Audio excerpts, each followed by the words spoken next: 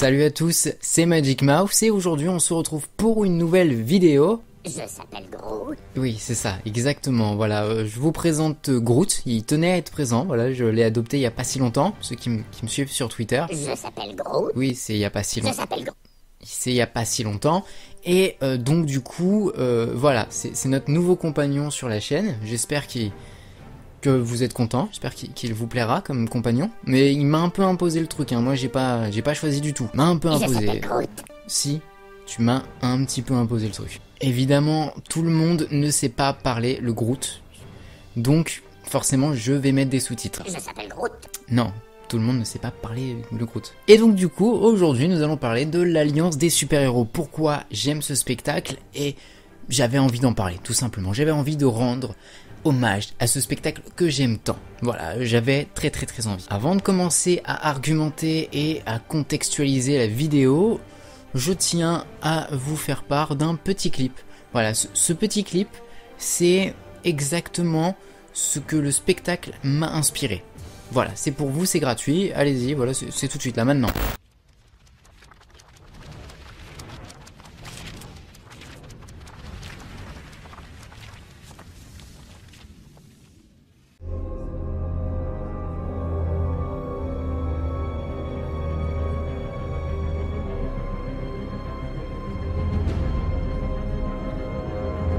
Imagine a world Un monde where superheroes are not heroic anymore, où les super-héros n'auraient plus rien d'héroïque, where they are busier fighting each other où ils se battraient les uns contre les autres, than protecting humanity. plutôt que de protéger l'humanité.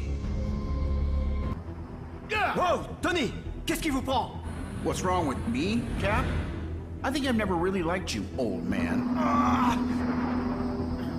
Alors nous sommes deux. Je ne supporte plus votre arrogance. A world Un monde where you have no one to turn to. où vous n'auriez plus personne vers qui vous tourner. Avengers, assemble!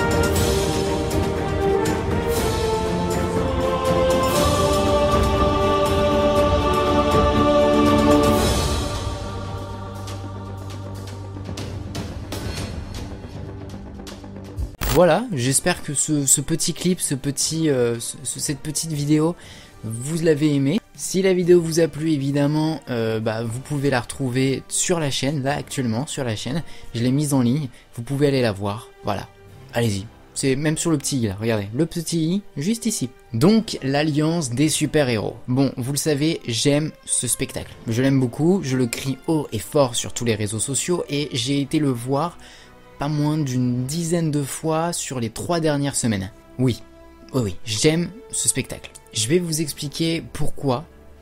Je vais aussi revenir sur les points faibles, parce que bon, il y a des points faibles, hein, tout n'est pas parfait, évidemment. Et donc, du coup, nous allons revenir sur plein de trucs que je voulais dire. Enfin, bref, bon, pourquoi je fais cette vidéo déjà? D'abord. Je s'appelle Groot. Non, t'es relou. J'ai décidé de faire cette vidéo parce que quand je m'exprime sur les réseaux sociaux en rapport avec ce spectacle, bah, je me retrouve assez rapidement et assez fréquemment, pas critiqué, mais en tout cas on contredit ce que je dis très facilement et ça a tendance à un petit peu m'agacer. Non pas parce que les gens qui ont un avis différent du mien ont le droit d'avoir un avis différent du mien, mais parce que j'ai en fait un peu l'impression que l'avis général des gens sur ce spectacle est biaisé par les nombreux problèmes techniques qu'il y a eu, etc. etc. Et d'ailleurs, les problèmes techniques, on va pas en parler, on ne reviendra pas parce que c'est pas le sujet de la vidéo. Aujourd'hui, on va principalement discuter du spectacle, on va principalement discuter du côté artistique du show. On va commencer avec les points à revoir, j'en ai déjà un petit peu parlé dans ma vidéo avis sur les télé super-héros, j'en avais déjà parlé à ce moment-là,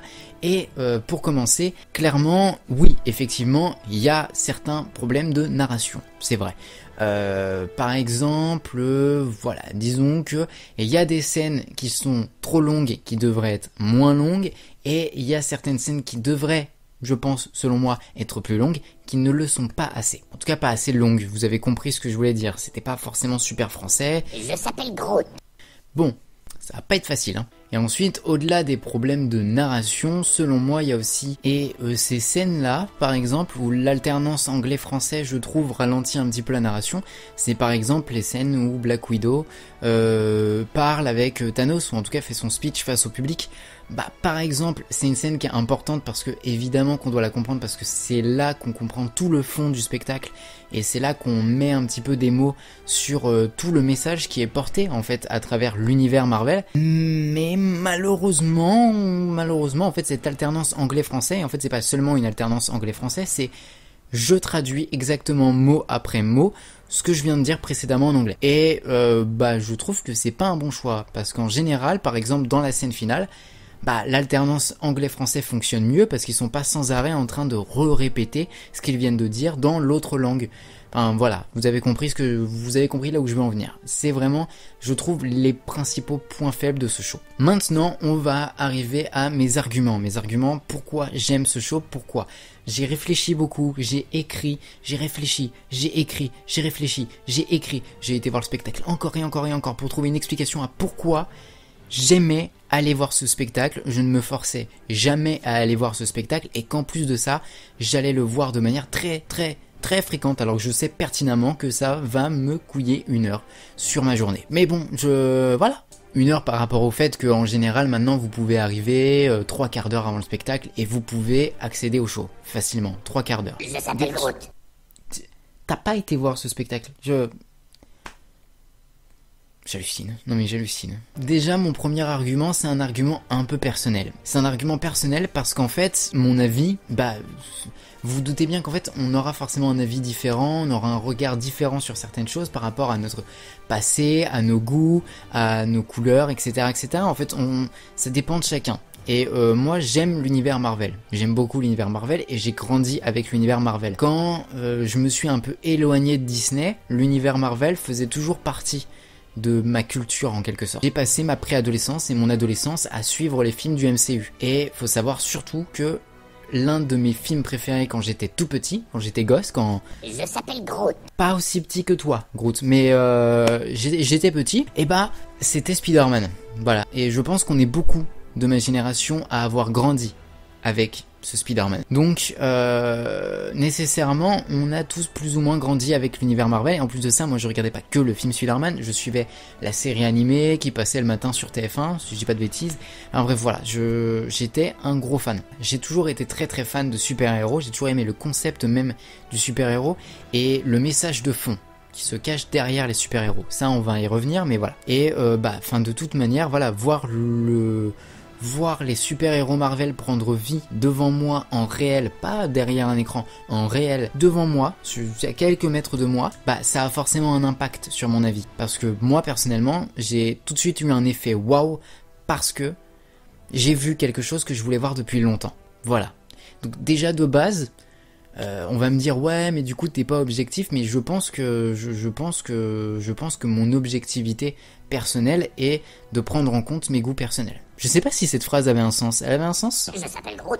On est d'accord, ouais. Je suis pas sûr. J'en parlais juste avant, mais effectivement, je trouve que le message qui est porteur de l'univers Marvel, qui est donc que n'importe qui, de par ses actions, de par ses choix, et de par ses responsabilités, peut devenir un héros. Et je trouve que ce message est très très très très fort, et qu'en plus de ça, il est quand même assez gros, et c'est pour ça que souvent j'entends dire que l'Alliance des super-héros n'a pas de fond. Mais justement, le fond, c'est ça.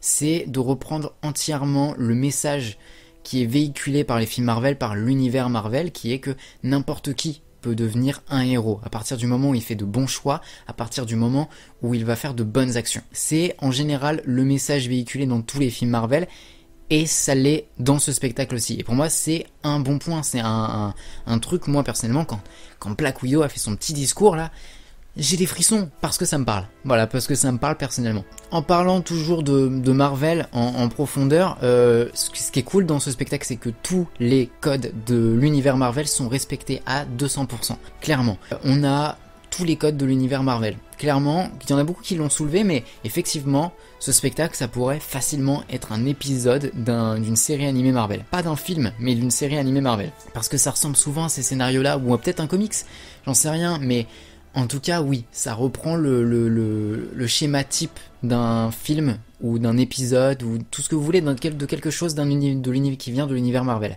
J'ai eu du mal sur cette phrase. Je s'appelle Groot.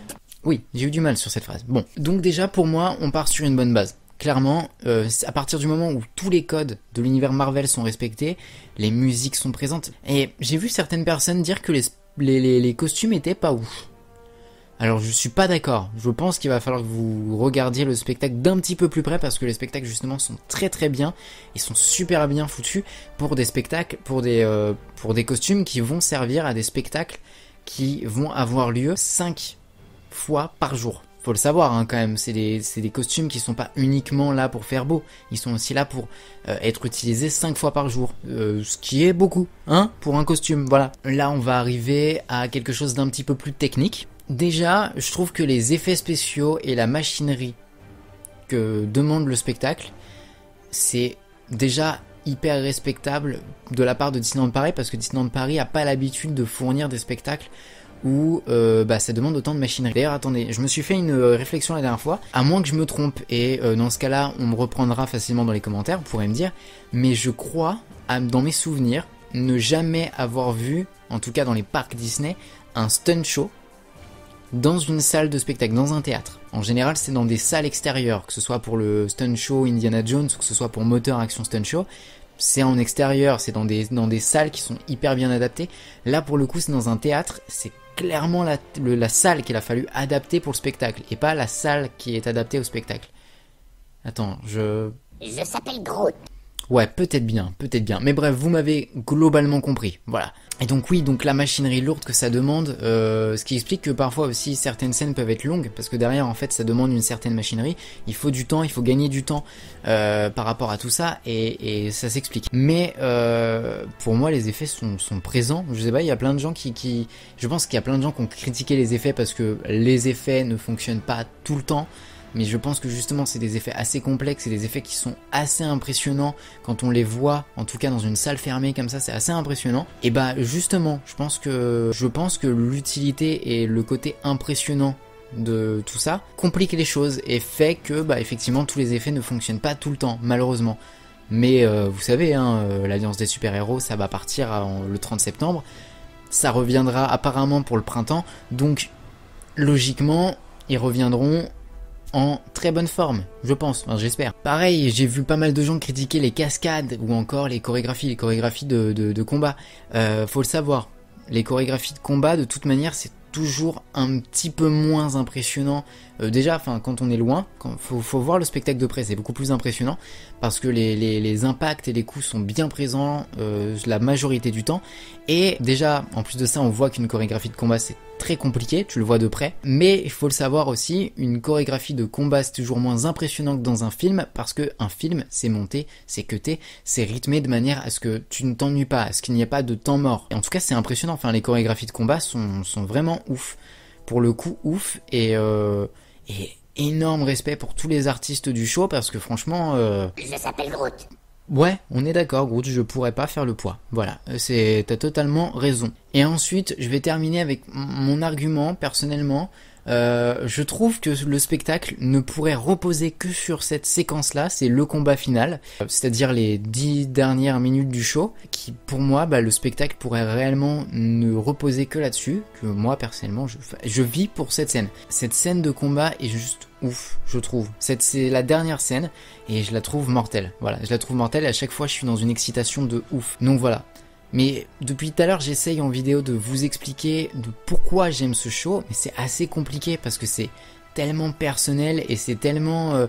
j'ai beaucoup de mal à être objectif sur ce spectacle. Voilà, je l'avoue pleinement, j'ai beaucoup de mal à être objectif. Je s'appelle Groot. Non, c'est pas pour ça, mais c'est uniquement parce que malheureusement c'est un show qui me parle personnellement, le message de fond me fout des frissons total, et en plus de ça, c'est un show qui...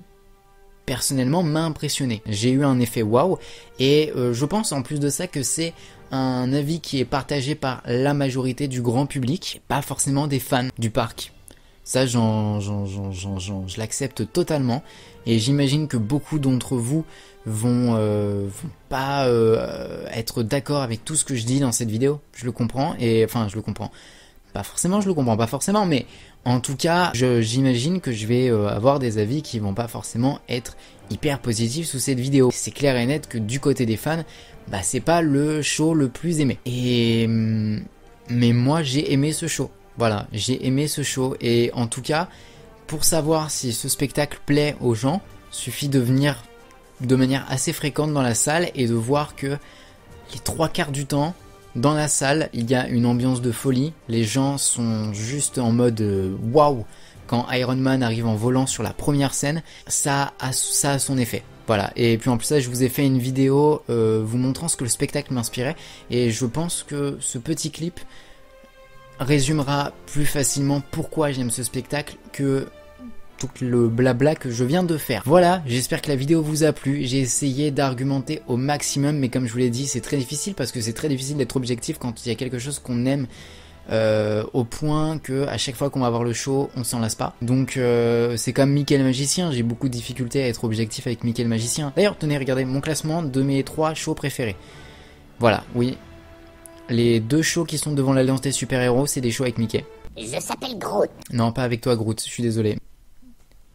Pas vexer Mickey non plus, enfin je veux dire voilà. Dans tous les cas, j'espère que la vidéo vous a plu, même si j'ai eu un peu de mal à m'expliquer, j'espère qu'elle est pas trop longue, je vois que ça fait un petit moment que je tourne. Si elle vous a plu, eh bien vous pouvez me le dire en mettant un petit pouce bleu, vous pouvez me le dire dans les commentaires, d'ailleurs dans les commentaires n'hésitez pas à me dire si vous aimez bien Groot, si vous trouvez sa présence utile, sinon sinon tu dégages dans le fond comme tout le monde. Vous pouvez aussi me rejoindre sur mes réseaux sociaux, vous pouvez partager la vidéo si elle vous a plu parce que le partage ça aide énormément les vidéastes et vous pouvez aussi vous abonner à la chaîne si c'est pas encore le cas. Dans tous les cas, c'était Magic Mouse pour vous servir. Je s'appelle Groot.